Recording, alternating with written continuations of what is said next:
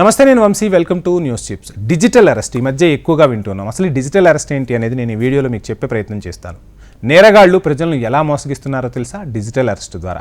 దేశంలో డిజిటల్ సేవలను ప్రజలు విపరీతంగా ఉపయోగించుకుంటున్నారు.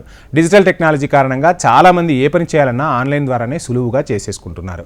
ఆన్లైన్ చెల్లింపు నుండి ఆధార్ అప్డేట్ లేదా ఏదైనా ఫామ్ నింపడం వరకు ఇప్పుడు ప్రజలు అన్నింటినీ ఆన్లైన్లోనే సులభంగా చేసేస్తున్నారు. ఒకవైపు ఆన్లైన్ సేవలు సులభతరం అవుతుంటే మరోవైపు సైబర్ దుండగులు రెచ్చిపోతున్నారు. ఇటీవల దుండగులు తమను మోసం చేసిన వ్యక్తులను డిజిటల్గా అరెస్టు చేసిన కేసులు చాలా ఉన్నాయి. ఈ డిజిటల్ అరెస్ట్ అంటే ఏమిటో తెలుసా? డిజిటల్ అరెస్ట్ అంటే మోసాలలో ఇది ఒక కొత్త పద్ధతి. దీనిలో దుండగులు ప్రభుత్వాధికారులుగా నటిస్తూ ప్రజలను మోసం చేస్తారు. దీంతో పాటు అతను ప్రభుత్వాధికారిగా నటిస్తూ ప్రజలకు వీడియో కాల్స్ చేస్తాడు. వారిని నమ్మించి పూర్తి వివరాలు రాబట్టి భారీ ఎత్తున డబ్బులను డిమాండ్ చేస్తాడు. ఈ కొత్త తరహా మోసాన్నే డిజిటల్ అరెస్ట్ అంటారు. స్మగ్లింగ్లో మీ పేరు ఉందంటూ ఈ రకమైన మోసంలో మాదక ద్రవ్యాలు, స్మగ్లింగ్లో వారి పేరు ప్రమేయం ఉందని మీపై కేసులు నమోదవుతాయని భయభ్రాంతులకు గురిచేస్తారు.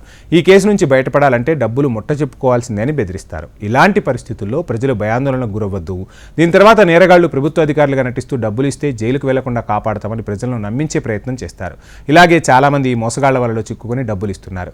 ఇదీ కాకుండా వారి స్నేహితులు ఎవరైనా ఇబ్బందుల్లో ఉన్నారని ప్రజలు తరచుగా చెబుతారు. ఒక బిడ్డ పోలీస్ కేసులో ఇరుక్కుంటే వారి తల్లిదండ్రులకు ఫోన్ చేసి ట్రాప్ చేసే ప్రయత్నం చేస్తారు.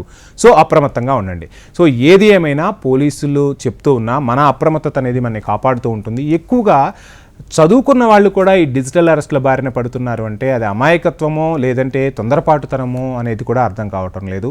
ఖచ్చితంగా ఇటువంటి ఫోన్ కాల్స్ వచ్చినప్పుడు మీ దగ్గరలో ఉన్న పోలీస్ స్టేషన్ను సంప్రదించండి.